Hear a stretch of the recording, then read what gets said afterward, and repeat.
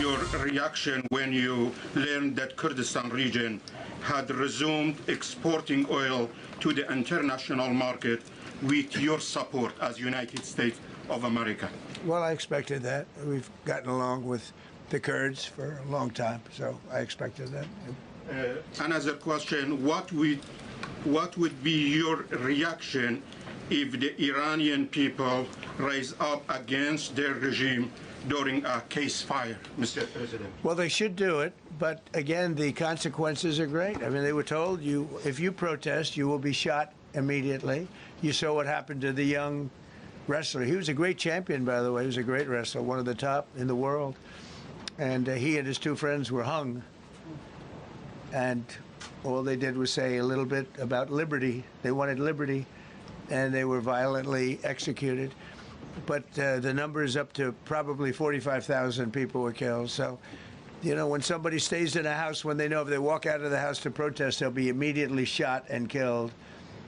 And they issued that, you know, that was publicly issued. It's not a secret. That's why so many people say, oh, well, why are you doing this way? We can't let Iran have a nuclear weapon. You know, we got regime change. We do. We're dealing with a much different regime than before. We're dealing with different people. They're smarter.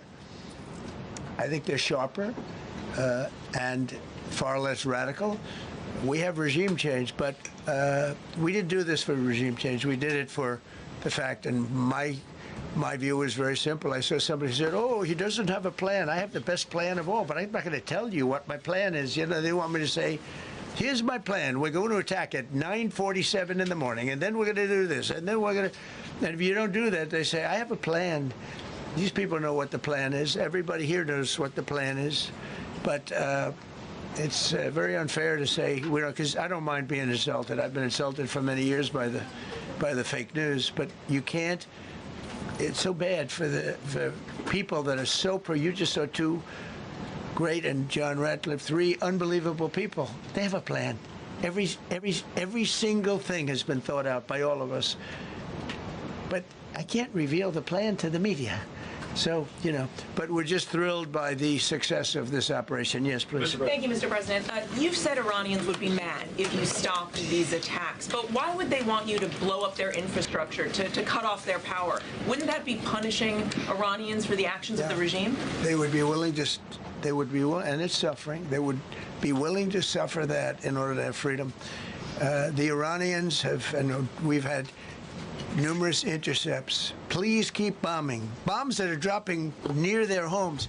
Please keep bombing. Do it. And these are people that are living where the bombs are exploding. And when we leave and we're not hitting those areas, they're saying, please come back, come back, come back. These are the people. I don't know what they do. All I can tell you is they want freedom. They have lived in a world that you know nothing about. It's a violent, horrible world where if you protest, you are shot. Remember the great woman protests where they had 400,000, 500,000 women, and they were all enthused and they were going to protest, and everybody said, oh, the regime's going to come to an end. And then all of a sudden, boom, boom, 5, 6 different areas. A woman would go down right between the eyes. They had snipers. They had 5 snipers. That's all it took. And those 400,000 or 500,000 women said, oh, my God, what's that? Oh, look over there. What's that? A woman shot right between the eyes. And after 5 or 6 of them go down, then you start hearing the purr through the vast number of people. And then they said, oh, my God, who would do that? And they're incredible people, but they've lived so horribly. They've lived so horribly. You know, Iran was a great country if you go back 25 years ago or so. The Persian people, they're incredible, smart, brilliant, actually. And I know so many. I know coming from New York, originally, I know so many people from Iran. They're incredible people, incredible energy, and very, very brilliant people. But when you're standing in a group and protesting and you have a woman, in the case of a woman, remember the Great Woman March, everybody was saying, oh, this is the end of the country. And then snipers selectively picked. Every single one was shot right between the eyes from a long distance. They were on top of buildings. Nobody even knew where they were. Where are they coming from? This wasn't like a machine gun, which is also very bad. They've done that too. They did that recently. This was snipers sitting on the top of buildings, aiming and hitting women. And when they see people go down, and all of a sudden there's a riot in the reverse direction, and they never came out again. And a lot of the news doesn't talk about that. They talk about, oh, women's rights. You want to see women's rights? You're not going to see it there. It's amazing when I see some of the stupid people like, you know, AOC +3, all that group. They talk about, oh, freedom for Iran. They don't tell you the real facts. Women, men, gays. How about gays for Iran?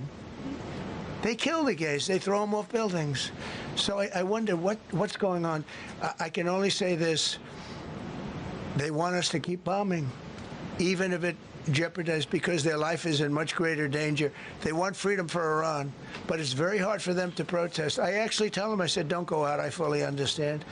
Nobody in this room would go out. I don't think there's any, because frankly, it's not a question of bravery. We're all brave, right? You're brave, I'm brave, we're all brave.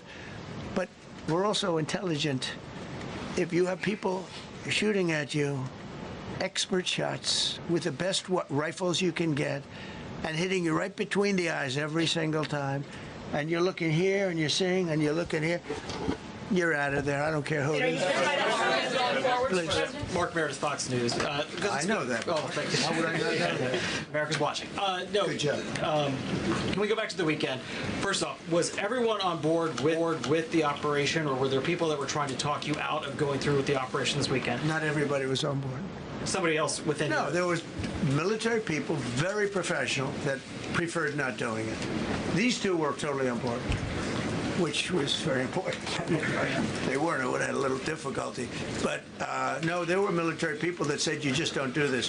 You don't go into the heart of a very powerful military. You know, this is, hey, you have countries and countries. You have some countries where military is not their strong suit. This whole thing is militarized like nobody's ever seen before. Half the people are wearing uniforms. And we had people within the military. Usually it's not done. That's one of the reasons. You know, I was surprised. Somebody said it's the only time it's ever been done. I said, that's not possible. But it is possible, because you're going into hundreds of thousands of soldiers along the path. I mean, look at some of the helicopters, how they got hit. So, yeah, there were people within the military that said it's a wise. And don't forget, how many men did you send altogether, approximately, for the operation? I'd love to keep that a secret. Okay, well, we are. But I will tell you, the number, I'll keep it a secret, but it was hundreds. And hundreds of these people, it's pretty good. Is he central casting? But hundreds of people went into this journey.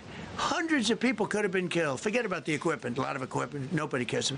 Hundreds of people could have been killed. So we had people that were within the military that said this is not a wise, and I understood that, but I decided to do it. Was there a point that that you were thinking there's too much on the line, and somebody was saying maybe we abort this now and wait?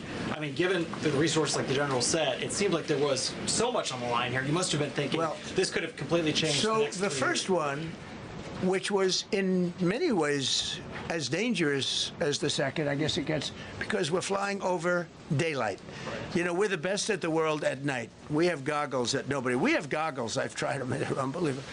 I see better with the goggles at night than I see without them during daylight. I mean, daylight today, we have a beautiful day. You see just as well with goggles. In many ways, it's enhanced. So we have the best in the world. So it's much safer for us to do it at night, whereas other people, no other country has that capability. They don't have that particular piece of equipment like we do. But I was told, flying and in daylight, I think we flew 7 hours over Iran, and that's a long time, over unbelievably hostile territory where they have nothing but weapons.